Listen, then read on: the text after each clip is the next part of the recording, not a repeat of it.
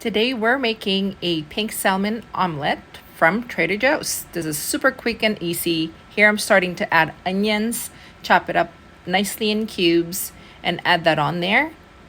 I'm also going to break this apart.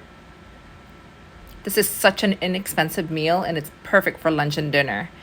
And here I'm also adding some eggs, green onions, and just seasoning it with salt and pepper.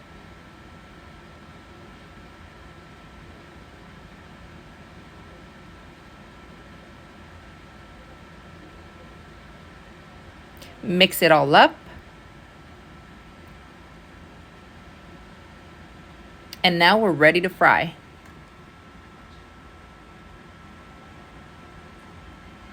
In a small pan, I'm just adding a little bit of oil and some butter for extra flavor.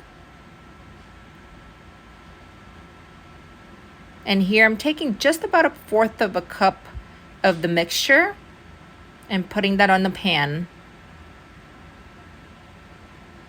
I'm just trying to even it out as evenly as possible.